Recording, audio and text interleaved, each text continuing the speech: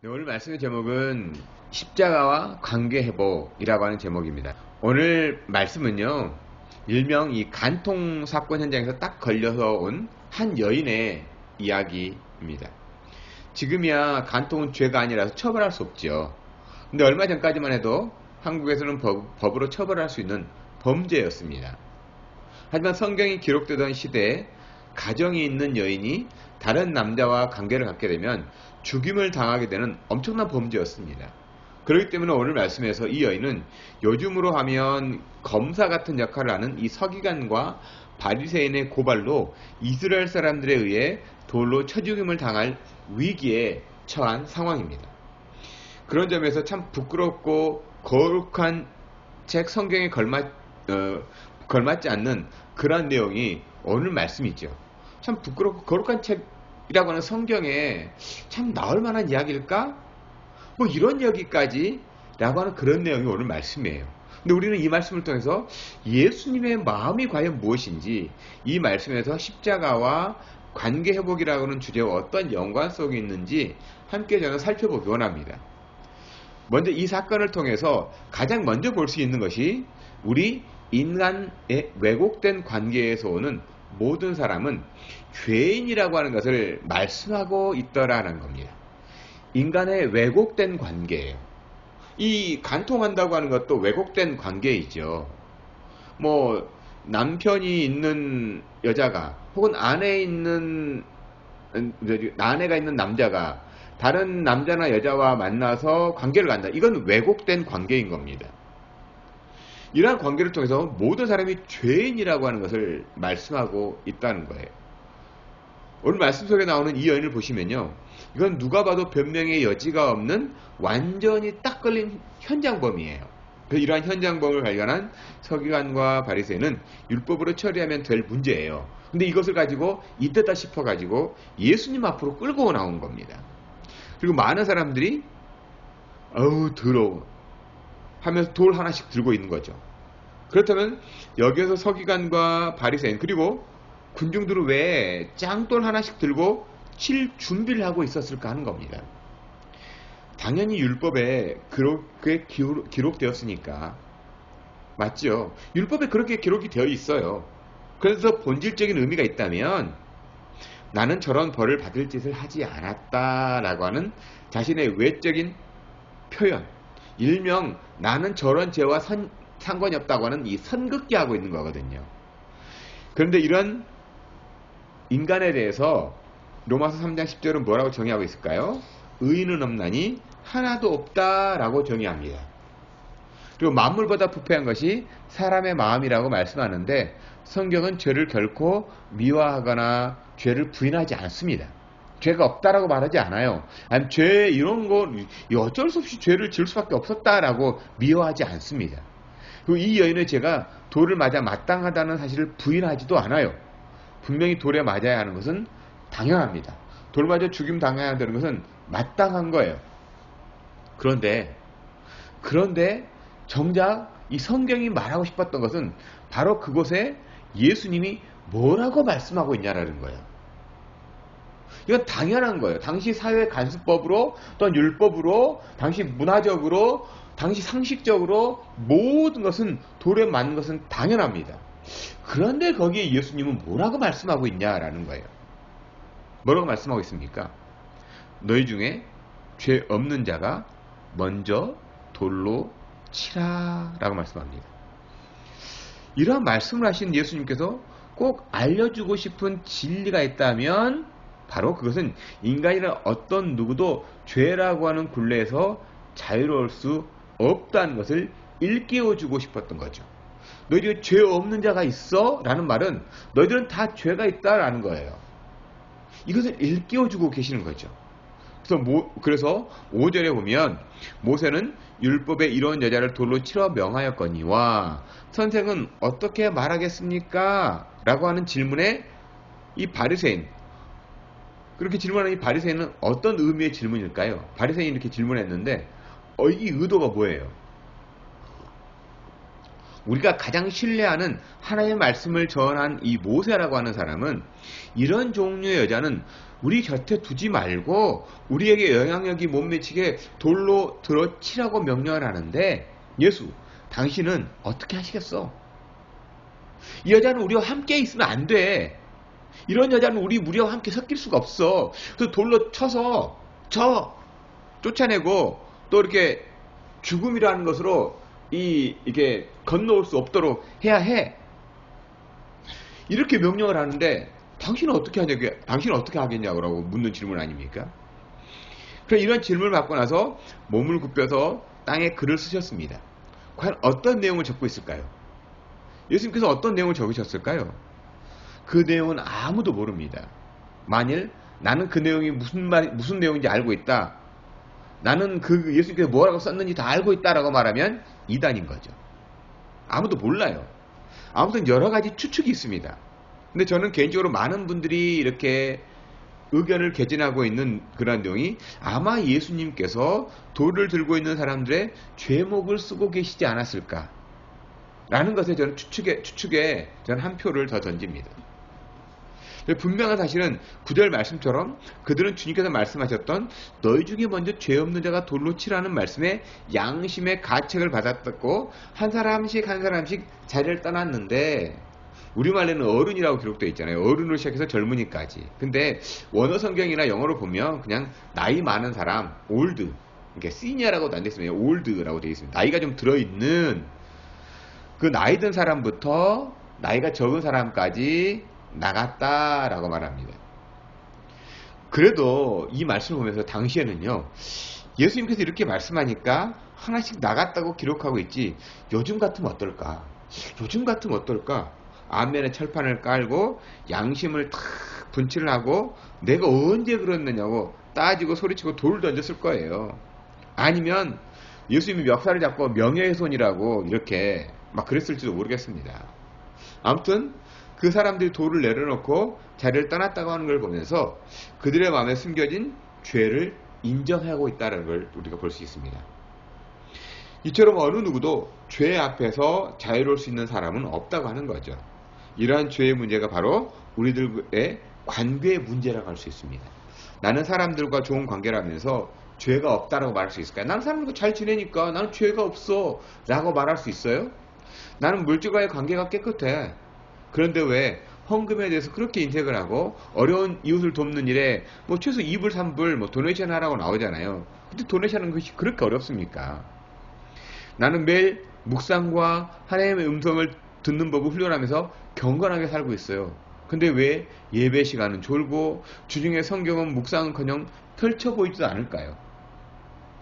이런 신자를 가르쳐 과거에 어른들이 이렇게 말하더라고요. 툭탁 신자라고. 툭탁 신자라는 말 들어보셨어요? 툭탁 신자?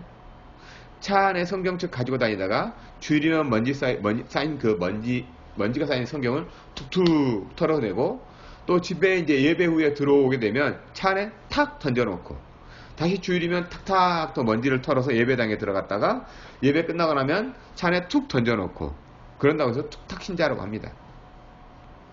이 간통 현장에 잡혀온 이 여인은 왜곡된 관계가 드러나서 사람들에게 돌을 맞을 여인이 되었지만, 우리 자신 속에 얼마나 잘못된 관계로 인해서 나 자신을 속이며 드러나지 않는 죄를 품고 있을 때가 많이 있는지 모르죠. 그래서 성경은 이렇게 치고받고 싸우면서 서로 죄를 비난하고 있는 모습, 자신의 허물은 보지 못하고 지적만 하고 있는 모습이 우리 인간의 모습이라고 정직하게 말씀하고 있습니다. 그래서 모든 사람이 죄를 범하였음에 의인은 없나니 하나도 없다라고 로마는 인간의 실존을 증거하죠. 의인은 없다고 하는 거 맞아요. 바로 이러한 모습이 저 여러분 우리의 모습으로 드러나지 않았을 뿐 가늠한 죄인이라는 겁니다. 그런데 이러한 죄인, 가망도 없고 희망도 없는 죄인이지만 율법을 만드시고 율법을 완성하신 예수님께서 이런 우리에게 회복이 있음을 선언하는 거예요. 우리에게 회복이 있다라고 하는 걸 선언한다는 거예요. 이것이 정말 무서운 거거든요. 끝났다가 무서운 게 아니에요. 우리 범죄해가지고 이제 끝났어. 다 드러났기 때문에 이제 끝났어. 이게 무서운 게 아니에요. 진짜 무서운 건 예수님께서 우리를 회복시켜준다라는 거예요. 이게 경외라는 거죠. 이게 무서운 거거든요. 끝나버린 건 무서운 게 아니에요. 하나도 무서울 게 없습니다. 하지만 예수님께서 우리를 회복시켜준다. 이것만큼 무서운 게 없죠. 이 여인은 무섭게 돌로 치려던 이 서기관, 바리새인, 무리들이 자리를 떠난 후에 예수님께서 이 여인에게 하신 선언이 무엇입니까? 11절에 나도 너를 정죄하지 아니하노니 라는 말씀합니다. 여기서 정죄하지 않겠다는 의미가 그냥 너를 내버려 둘게, 상관하지 않는다는 의미가 아니죠. 이것은 주님께서 내가 너를 회복하겠다고 하는 적극적인 표현인 겁니다. 나 너를 정죄하지 않겠다라는 건 나 너 회복시키겠다라는 말이에요. 그렇다면 예수님은 어떤 분에게 이런 놀라운 선언을 할 수 있냐라는 거예요. 어떻게 인간의 죄를 회복시킬 수 있냐라는 거예요. 율법이라고 하는 세상적인 상식과 지식, 사회적인 관습이나 인류 사상이나 철학으로는 도저히 용서받을 수 없는 죄인인데, 과연 이 예수님이 누구에게 인간의 죄를 용서하고 하나님과 사람들과의 관계를 회복시킬 수 있냐는 거예요. 사람들과의 관계를 회복시킬 뿐만 아니라 하나님과 인간의 관계를 회복시킬 수 있냐라는 거예요. 이 당시 유대인들은 죄에 대한 용서는 오직 하나님만이 하실 수 있는 일이라고 믿고 살았습니다. 그래서 속죄일이 되면 욤키푸르라고 말하는 이 7월 10일, 이 종교력으로는 1월 1일이 되죠. 이 속죄일이 되면 모든 죄를 들고 나아가서 죄를 하나님께 고하고 용서를 받았습니다. 근데 마가복음 2장에 보시면요, 여러분이 잘 아는 이야기로 중풍병에 걸린 친구를 위해서 4명의 그 친구가 지붕을 뚫고 내려주는 사건이 있습니다. 이때 예수님께서 많은 사람들 앞에, 얼마나 많은 사람들이 있었으면 입구로도 못 들어가서 지붕을 뚫고 내렸겠습니까? 그 많은 사람들 앞에서 중풍병자에 가신 말씀이 내 죄가 사함을 받았느니라고 하는 선언이었어요. 이 장소에 함께 있던 서기관들의 반응이 무엇이었을까요? 마가복음 2장 7절에는 이렇게 말합니다. 이 사람이 어찌 이렇게 말하는가? 신성모독이로다. 오직 하나님 한 분 외에 누가 능히 죄를 사하겠는가? 서기관들의 말이 틀렸을까요? 아니요. 이건 정확한 거예요. 정확하게 알고 있었습니다. 그런데 이들이 몰랐다는 한 가지가 있다는 거죠. 무엇을 몰랐을까요? 이렇게 선언하는 분이 예수가 그리스도인 것, 하나님 자신이라고 하는 것을 몰랐던 거죠. 특별히 복음서 중에서 오늘 말씀에 있는 요한복음에는 사도 요한이 예수님에 대해서 예수님의 신성, 곧 예수님은 하나님이시다라고 하는 것을 잘 설명하고 있는 것을 보게 되는데요. 다른 복음서와는 다르게 예수님께서 자신을 소개할 때 헬라어로 에고 에이미, 나는 이라고 강조한 그 어조들을 굉장히 많이 볼 수 있어요. 나는 생명의 떡이다. 나는 문이다. 나는 양의 문이다. 나는 생명의 물이다. 뭐 많죠. 나는 뭐죠, 이렇게 생명이다라고 말씀하시고, 난 빛이다라고 말씀하시고, 그때 나는이라고 할 때 에고 에이미.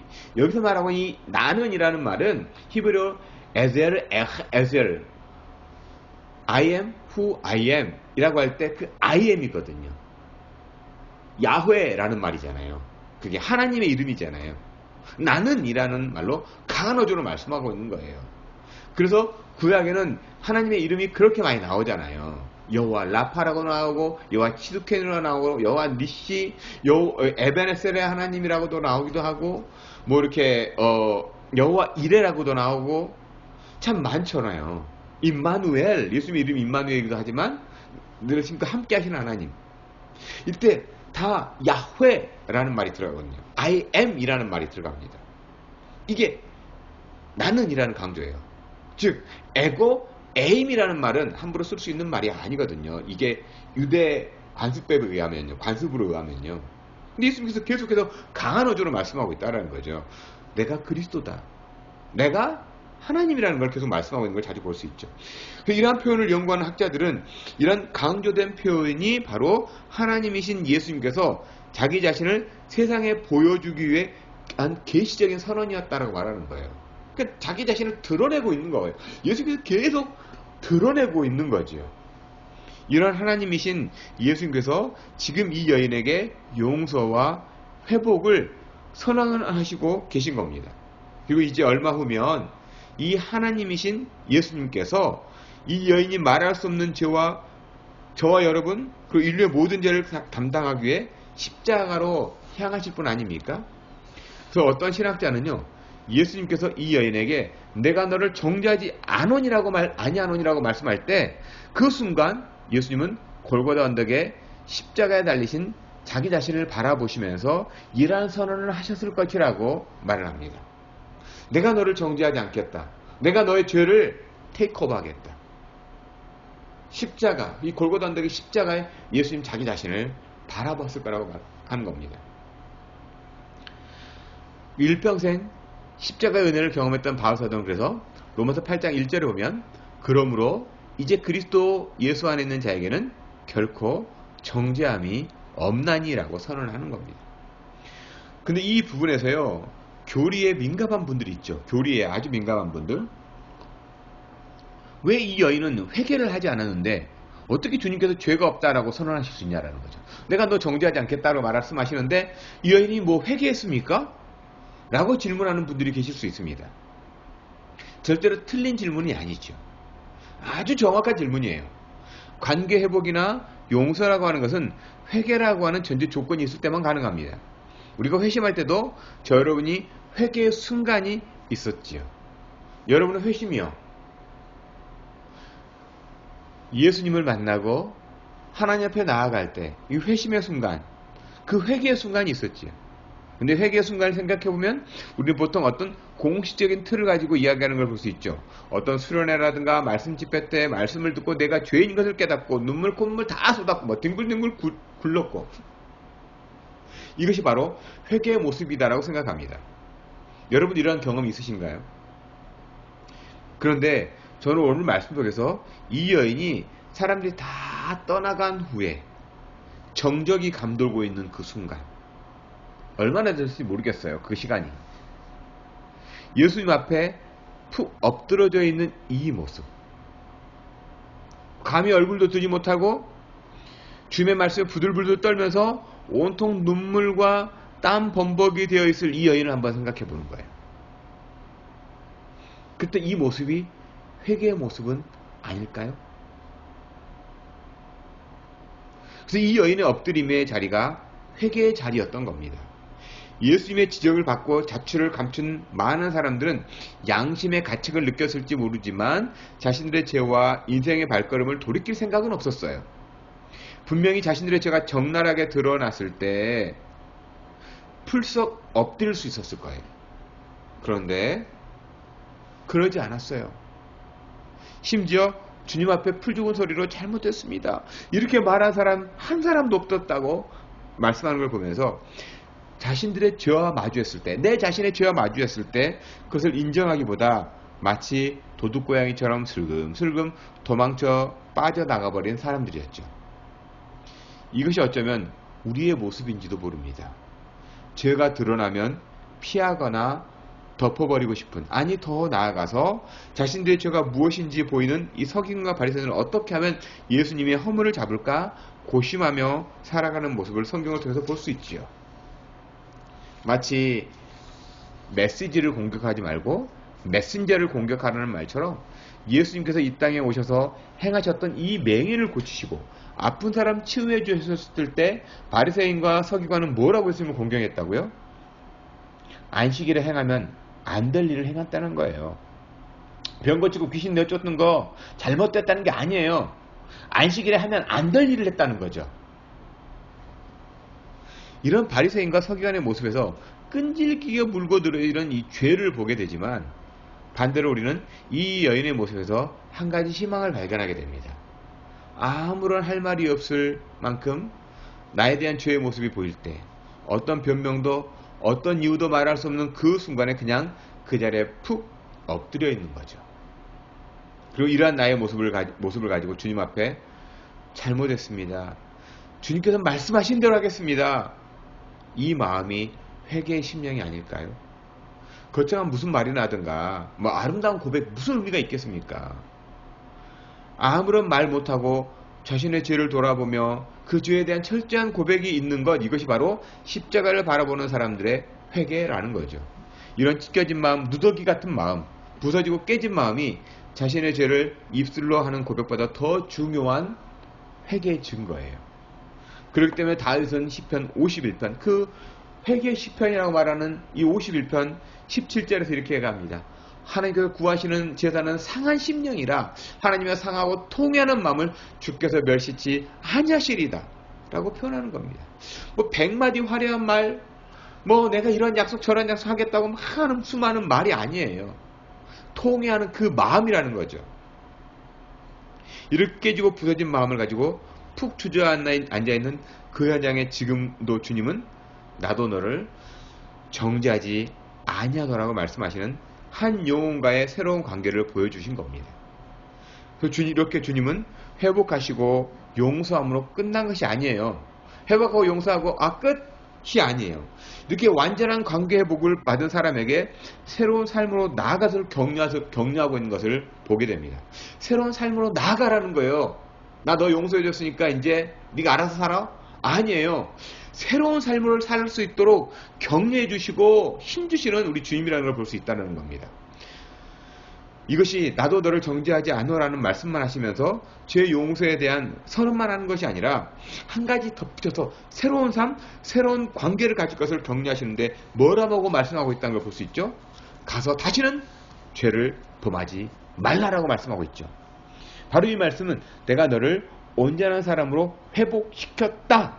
내가 너를 회복시켰다 하는 용서의 표현과 회복된 사람들이 누리는 자유함에 대한 새로운 생활 방식에 대한 권면인 겁니다. 그렇기 때문에 죄 용서함 받았다고 하는 것은 어쩌면 우리의 구원의 소극적인 은혜에 불과해요. 하지만 보다 더 구원의 적극적인 은혜가 있다면 우리의 삶이 이전과 다른 새로운 삶이라는 겁니다. 새 사람이 되었다는 것은 새로운 삶을 산다는 건 아닙니까? 내가 새 사람이에요. 그러면 새로운 삶을 사는 거겠죠. 말은 늘 새 사람인데 늘 똑같은 방식으로 살아가요. 이건 새로운 삶이라고 할 수가 없는 거죠. 이것이 성경이 말하는 구원의 적극적 은혜라는 겁니다. 그 죄에 대해 용서를 받았다고 하는 것, 가장 중요한 하나님과의 관계 회복은 어쩌면 우리가 용서받음으로 그 순간부터 새 삶을 살기 위함이라는 겁니다. 우리가 죄 용서함 받은 것은 우리가 죄 용서함 받기 위한 목적은 새로운 삶을 살기 위해서 우리가 죄 용서 받은 거지 그냥 죄 용서 받고 끝이 아니라는 거예요. 그냥 네 마음대로 살라가 아닌 겁니다. 그래서 이 복음은 예수 그리스도의 십자가의 죽으심과 3일 후에 있었던 부활인 겁니다. 즉 죽으심과 부활이죠. 그렇기 때문에 이 복음은 예수님께서 나를 대신해 십자가의 죽으심과 이제 나의 인생의 새로운 삶을 살아가는 원동력, 즉 파워가 예수께서 십자가에서 부활하셔 우리를 새로운 길, 새로운 관계로 인도하시는 능력인 겁니다. 예수의 부활이 능력인 거예요. 새로운 삶의 능력이라는 겁니다. 우리가 나중에 죽고 나면 새롭게 다시 태어날 건가? 이 고민하는 게 아니에요. 우리가 매일 새로운 삶을 살아가는 이 능력이 바로 부활의 능력이라는 겁니다. 이러한 십자가의 능력을 경험한 사람만이 누리는 특권에 대해서 주님은 오늘 본문 다음에 나오는 말씀인 12절에서 오늘 말씀 12절 8장 12절에서 이렇게 말하잖아요. 예수께서 또 말씀하여 이르시되 나는 세상의 빛이니 나를 따르는 자는 어둠에 다니지 아니하고 생명의 빛을 얻으리라. 예수께서 말씀하셨나? 에고 에이미 나는 빛이다 라는 거예요. 자신을 드러내 보이잖아요. 이 말씀에서 그리스도를 따르는 사람들에게 주시는 생명의 빛, 우리의 가치요. 그리스도의 존재 가치가 빛이라는 거예요. 생명의 빛이라는 겁니다. 이걸 말씀해 주시는 거예요. 죄인에 머물러 있지 말고 새로운 삶, 내가 나를 정죄하지 않으니 아니하노니 죄를 짓지 말라고 말하는 것, 새로운 삶을 살라고 하는 격려예요. 그러면 나는 세상의 빛이라고 말씀하는 거죠. 이렇게 뜨겁게 햇빛이 비치는데 빛은 분명하게 드러낼 뿐 정죄하지 않습니다. 빛이 굳어있는 얼음을 녹이듯 생명의 빛은 율법과 세상적인 지식으로 얼어붙은 우리의 마음을 녹여버립니다. 빛이 따뜻함으로 품어주고 흙 속의 씨앗에 싹이 트이게 하는 것처럼 생명의 빛은 우리 사이에도 서로서로 관계에 싹이 트이게 하는 겁니다. 여러분 오늘 말씀 묵상하면서요 간통 현장에 잡혀온 한 여인과 종교 지도자들과 군중을 바라보면서 이것이 우리가 살고 있는 세상이에요. 이것이 우리가 살고 있는 세상이에요. 잡혀온 여인이요, 또 고발하고 있는 서기관과 바리새인이요, 돌을 치려고 탁 들고 있는 이 군중들이요, 이것이 세상이에요. 이것이 우리가 알고 있는 윤리이고 상식입니다. 그렇기 때문에 우리는 윤리와 상식 그리고 기껏해야 종교 수준의 관계들을 설정해서 자기 자신을 바라보는 거예요. 우리의 이 한계라는 건 바로 거기에 늘 묶여 있어요. 그렇기 때문에 도리라고 하는 이성과 지성으로 상식으로 율법으로 한 사람을 평가할 때가 얼마나 많은지 모릅니다. 짱돌을 쓸 때가 얼마나 많은지 몰라요. 신문에서 오르내리고 있는 그 기사 몇 줄로 우리는 자꾸 돌을 들려고 하죠. 여러분, 이렇게 해서 사회가 깨끗해지고 서로의 관계가 회복되었다면 이 세상은 벌써 깨끗해졌고 서로서로 화목한 세상이 되었을 겁니다. 또 우리와 의지와 결단으로 깨끗해지고 구호를 외치고 선절해서 살만한 세상이 되었다면 세상은 벌써 살만한 세상, 아름다운 세상이 되었을 거예요. 그런데 이것들로 될 수 없다고 하는 것은 저보다 여러분들이 더 잘하실 겁니다. 그래서 오늘 말씀에서 중요한 분이 바로 예수 그리스도 아닙니까? 한 여인과 종교 지도자 그리고 군중들, 이들에게 이 여인을 돌로 치는 것은 지극히 상식적이고 도덕적이면서 윤리적이고 종교적이었습니다. 그런데 그 가운데를 막아서신 분이 계셨다는 거죠. 예수 그리스도죠. 여러분, 우리의 관계에서 쉽게 풀리지 않는 문제들이 있습니까? 돌을 드는 것이 편하고 쉬울 수 있습니다. 그럼에도 관계가 더 어렵고 꼬이고 쉽지 않죠. 우리 관계를 좀 쉽게 풀어보려고 돌을 들었는데 오히려 관계가 더 꼬이고 복잡하고 얽히고 그럴 때가 얼마나 많습니까? 이 여인을 만나고 돌을 들어서 돌로 쳐가지고 없애버렸는데 이런 여인 같은 사람들이 계속해서 드러나는 거 아닙니까? 여러분, 이렇게 돌을 들었을 때 관계가 쉽게 풀리고 서로서로 아름다운 관계로 발전됩니까? 우리는 성경에서 그래서 예수 그리스도밖에 답이 없다고 하는 것, 예수 그리스도의 십자가밖에 없다고 하는 것을 역설적으로 발견하지 않습니까? 이 여인과 군중들, 종교 지도자들 사이에서 어느 신학자의 고백처럼 십자가를 바라보는 거예요. 이 여인을 보고 종교 지도자를 보고 군중을 바라보는 것이 아니라 우리는 십자가를 바라볼 수 있어야 한다는 겁니다. 그랬을 때 주님께서 말씀해 주시는 생명의 빛으로 부활을 경험하게 되는 겁니다. 즉 새로운 삶을 살아내게 되는 겁니다. 사람들은 죽음이라고 실패라고 말하는 십자가를 통해서 하나님과의 새로운 관계를 맺고 주변을 바라보는 생명의 빛으로 세상을 치유하고 회복시키는 새로운 삶을 기대하시기를 저는 소망합니다. 여러분, 이 십자가를 바라보면서 우리는 새로운 삶을 좀 기대했으면 좋겠습니다. 어쩌면 이 코로나 시대 가운데 마치 가늠하다 현장에 잡혀온 여인과 같은 것이 우리 교회인 것 같아요. 다 드러났잖아요. 세상 사람들은 언제나 돌로 치려고 하고 곧 돌을 칠 준비를 하고 있잖아요. 얼마나 많은 말로 교회들에 대해서 얘기합니까? 근데 우리가 바라볼 것이 뭐냐라는 거예요. 우리 그렇지 않다고, 우리 교회는 정말 아니라고 변명을 하겠습니까? 그냥 푹 엎드려서 예수 그리스도의 십자가를 바라볼 수밖에 없다는 거예요. 이것이 예수님께 우리가 들려주고 싶은 마음이 아닙니까? 관계 회복이라고 하는 것, 교회가 세상의 찌떡거리가 되고 욕먹는 그러한 단체가 돼버린 것, 이거 관계가 단절이잖아요. 왜곡이잖아요. 이걸 회복시킬 수 있는 방법은 예수 그리스도의 십자가를 우리가 바라볼 수밖에 없다는 거죠. 그런 의미에서 제가 요즘 깊이 묵상하고 삶에서 이뤄내야 할 목표와 소망이 한 가지가 있어요. 계속해서 지난 한 주간, 이제 나이가 좀 들고 들어가니까 제 삶의 목표와 소망이 한 가지가 있어요. 그것은 어른이라는 단어에 걸맞는 사람, 새로운 삶을 살아내는 사람이 되는 거예요. 나이를 먹는다고 해서 다 어른이 아니잖아요. 우리는 나이를 먹으면 세상에서 많은 경험을 한 노인은 될 수 있지만 넉넉한 어른이 되기가 참 쉽지만은 않습니다. 그래서 오늘 말씀 안에서 내적인 정의감을 버리고 예수의 십자가로 살기, 내일에 대한 불확실한 기대에서 부활의 소망으로 삶을 살아내기, 그렇기 위해서는요, 바울사도의 고백이었던 나는 날마다 죽노라라고 하는 이 고백을 삶으로 실천하는 거예요. 그 매일이에요. 이것이 어른 되는 길일 수밖에 없는 거예요.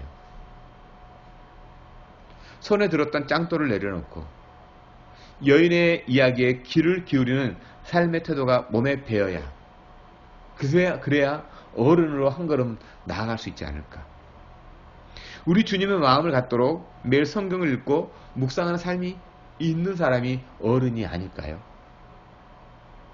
성경을 읽고 묵상하지만 많은 사람들에게 지적질하고 가르치려고 하는 것, 이것보다는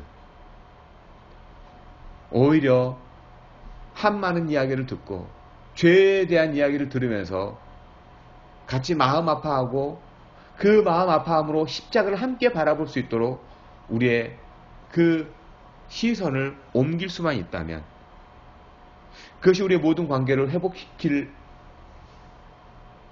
하나의 비결이 아닐까요? 그러기에 저는 어른을 꿈꿔봅니다. 제 삶의 목표는 어른이에요. 어른 되기. 어른이 되려면 어때야 될까? 일을 할 때도 늘 이 일을 생각하면서 일을 합니다. 운전할 때도 어른이 되려면 어떻게 하지? 과연 어른으로 산다는 게 뭘까? 내 삶의 목표예요. 유일한 목표입니다. 어른 되는 거. 주님의 마음을 삶으로 살아내는 그저 한주가 됐으면 좋겠어요. 또한 나이에 상관없이 어른이 많아지는 우리 교회가 됐으면 좋겠어요. 여러분도요, 여러분의 꿈이 무엇입니까? 여러분의 목표가 뭐예요? 제 꿈과 목표는 뭐 집을 사고, 우리 아이들이 잘 자라고, 뭐 우리 교회에 좀 사람들이 좀 있어지고, 뭐 그런 게 목표일 수 있죠. 꿈일 수 있죠. 아니요, 저는 그렇지 않습니다. 저는 제가 어른이 되고 싶어요. 어른.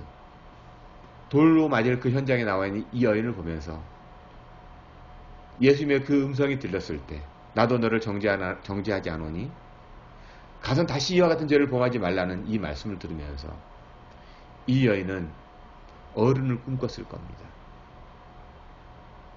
예수님께서 말씀해 주셨기 때문이죠. 저도 여러분들이 어른을 좀 꿈꾸기를 소망합니다. 그 한 주간을 삶을 살아내고 하루하루를 어른을 매일 꿈꾸며 살아났을 때 어느 순간 넉넉한 어른이 되어지는 그런 우리 교회, 우리 링크교회 성도들이 되기를 주님의 이름으로 간절히 축복하고 바랍니다.